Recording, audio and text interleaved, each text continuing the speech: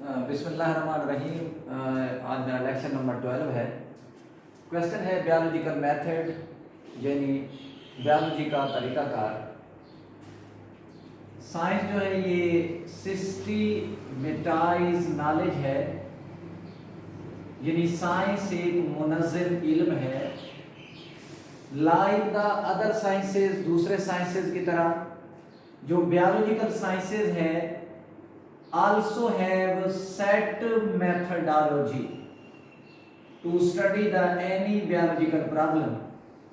کسی بیالوجیکل پرابلم کو اسٹڈی کرنے کے لیے بیالوجی بھی ایک کوئی طریقہ کار وضع کرتی ہے، اور یہ جو میتھڈالوجی ہے، یہ جو طریقہ کار ہے، اٹ بیسڈ اپان، اس کی بنیاد ہوتی ہے ایکسپیریمنٹل انکوائری، تجرباتی پوچھ گچھ،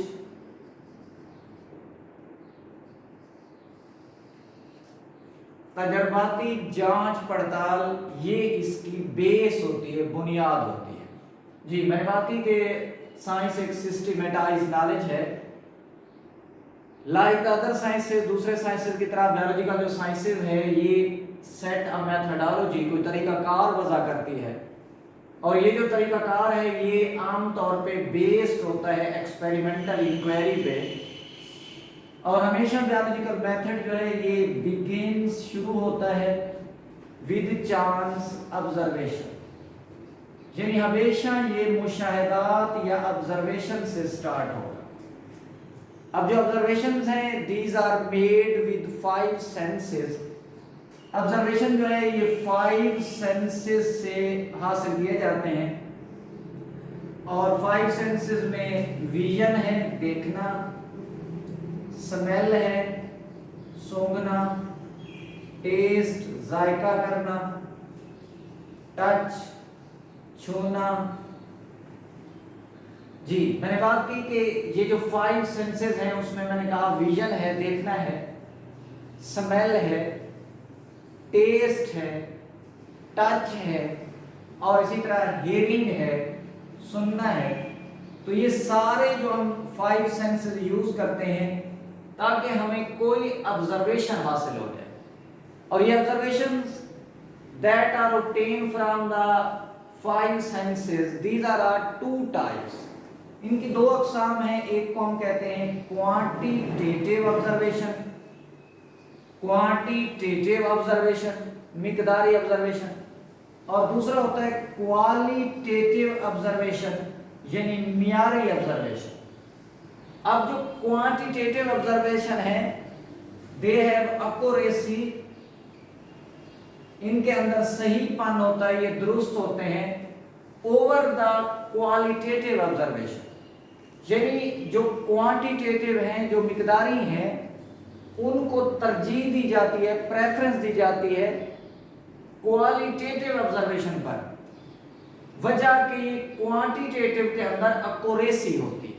اس وجہ سے accuracy ہوتی ہے بیکاز جو فارمر observation ہیں، یعنی جو پہلے والے quantitative observations ہیں، these are measurable، ان کی پیمائش کی جا سکتی ہے، بتایا جا سکتا ہے، and expressed، اور ان کا اظہار کیا جاتا ہے in terms of number، تعداد کی شکل میں ان کو بیان کیا جا سکتا ہے. اس کا مطلب یہ ہوتا ہے کہ ان 2 چیزوں کی وجہ سے، ایک ان کی میئرمنٹ کی جا سکتی ہے، پیمائش کی جا سکتی ہے، اور دوسرا ان کی تعداد بتائی جا سکتی ہے. انہی کی وجہ سے کوانٹیٹیو آبزرویشن کو پریفرنس دی جاتی ہے اوور دا کوالٹیٹیو آبزرویشن. جو کوانٹیٹیو آبزرویشنز ہیں these are the more accuracy, they have the more accuracy over the qualitative observation. observation چاہے quantitative ہوں یا qualitative ہوں، these are the result of، یہ نتیجہ ہوتے ہیں deductive reasoning or maybe the consequence of inductive reasoning. اس کا مطلب یہ ہوا کہ یہ عام طور پہ جو ہمارے آبزرویشنز ہیں انہیں ہم حاصل کرتے ہیں، انہیں ہم بناتے ہیں. ہاں کہاں سے؟ आम तौर पे इन 5 सेंसेस से, और इन 5 सेंसेस से जो हमारे पास ऑब्जर्वेशन आ गए वो क्वांटिटेटिव हैं और क्वालिटेटिव हैं। और ये क्वांटिटेटिव मैंने कहा इनको प्रेफरेंस दी जाती है क्वालिटेटिव पर। इन आमतौर पे ऑब्जर्वेशन को जब कोई बायोलॉजी साइंटिस्ट स्टडी करता है तो हमेशा इन ऑब्जर्वेशन को अरेंज कर देता है इनटू डाटा फॉर्म, फहरिस्त की शक्ल में उन्हें ले आता है। और ये डाटा फॉर्म में जब ले आएगा तो एंड गिव्स अ स्टेटमेंट, फिर एक बयान दे देता है, बयान जारी करता है। ये स्टेटमेंट 2 चीजों की बेस पर दी जाती है, एक एज पर एक्सपीरियंस यानी अपने तजर्बात की बुनियाद पर, और दूसरा एंड बैकग्राउंड नॉलेज, और जो उसका साबका इल्म था उसकी बुनियाद पर। जब स्टेटमेंट सामने आ जाती है तो इस स्टेटमेंट को नाम देते हैं हाइपोथेसिस। अब हाइपोथेसिस क्या है? हाइपोथेसिस इज टेंटेटिव यानी फर्जी एक्सप्लेनेशन, वजाहत ऑफ ऑब्जर्वेशन। ये ऑब्जर्वेशन की फर्जी वजाहत है, और ये फर्जी वजाहत मैंने पहले बात की हासिल किया जा सकता है इन्हें इंडक्टिव और डिडक्टिव रीजनिंग से। जी, इसका मतलब ये हुआ कि हाइपोथेसिस को फार्मूलेट करने के लिए हम 2 मेथड यूज करते हैं, एक डिडक्टिव रीजनिंग और दूसरा हमारे पास आ जाता है इंडक्टिव रीजनिंग। जी, पहले मैंने बात की कि साइंस एक मुनज़्ज़म इल्म है। बायोलॉजिकल साइंसेज किसी चीज को स्टडी करने के लिए हमेशा कोई मेथड सेट करती है, और ये मेथड एक्सपेरिमेंटल इंक्वायरी इसमें की जाती है। और आमतौर पे ये एक्सपेरिमेंटल इंक्वायरी स्टार्ट होती है ऑब्जर्वेशन से। ऑब्जर्वेशन 5 सेंसेस से हम हासिल होंगे। 2 किस्म के होंगे, क्वालिटेटिव, क्वांटिटेटिव। क्वांटिटेटिव को प्रेफरेंस दी जाती है और इसी की वजह से क्वालिटेटिव पर। फिर मैंने कहा कि जो ऑब्जर्वर है, जो मुशाहिदा कर रहा होता है, वो जो ऑब्जर्वेशन में 5 सेंसेस से हासिल होते हैं वो उन्हें अरेंज करता है, ऑर्गेनाइज करता है इनटू डाटा फॉर्म, और फिर गिव अ स्टेटमेंट, और एक स्टेटमेंट बयान जारी करता है। और ये जो स्टेटमेंट है ये अपने एक्सपीरियंस और बैकग्राउंड नॉलेज पर पेश की जाती है, और इस स्टेटमेंट को नाम देते हैं हाइपोथेसिस। अब हाइपोथेसिस होता क्या है? Tentative explanation of observation. तो हाइपोथेसिस जो है may be result of deductive और may be consequence of inductive reasoning. अब देखें जो डिडक्टिव रीजनिंग है, इट मूव्स, ये चलता है या इसमें हम जाते हैं फ्रॉम जनरल टू स्पेसिफिक, यानी इसमें हम आम बात से खास बात की तरफ जाएंगे। और इसमें 2 लफ्ज ज्यादा यूज किए जाते हैं, if and then are frequently use. जी, deductive reasoning moves from general to specific, और इसमें इफ और देन को फ्रीक्वेंटली यूज किया जाता है। फॉर इंस्टांस, मिसाल के तौर पे अगर हम एग्जांपल की बात करें, इफ वी एक्सेप्ट, अगर ये हम मान लें कि ऑल बर्ड्स हैव विंग्स, अगर हमें ये पता है, हम मान लें कि तमाम परिंदों के पर हैं, तो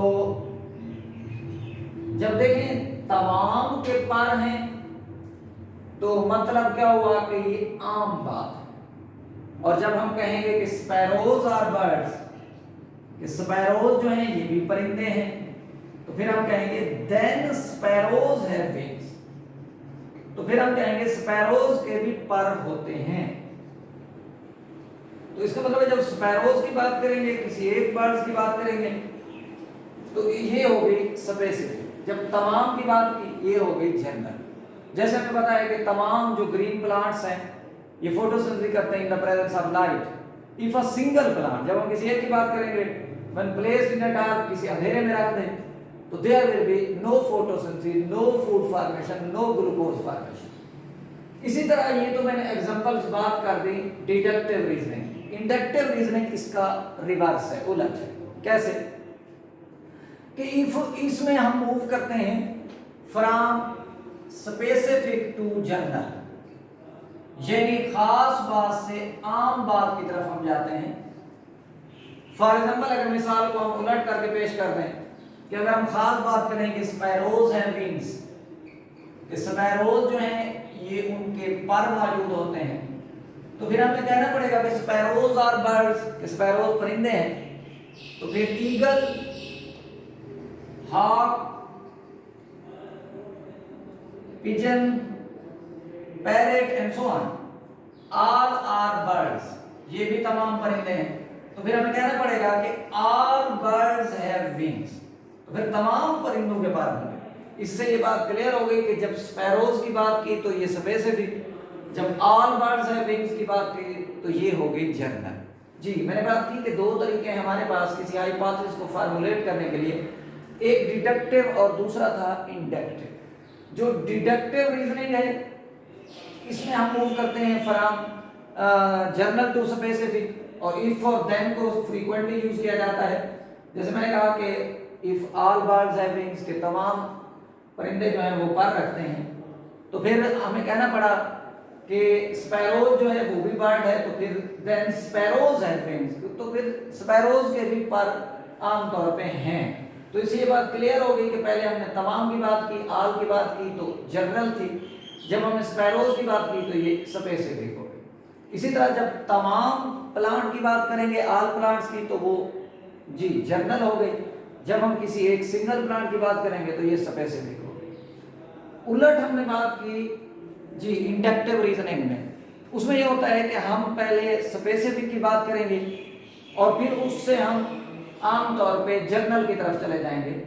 जैसे हमने कहा कि स्पेसिफिक ये बात थी कि स्पैरोज है विंग्स, तो फिर हमें पता है कि स्पैरोज जो है ये आमतौर पे बर्ड्स हैं, तो बाकी सारे ईगल, हॉक, पिजन ये भी तो आमतौर पे बर्ड्स हैं। तो फिर हमें कहना पड़ा कि ऑल बर्ड्स हैव विंग्स। अल्लाह हाफ़िज़।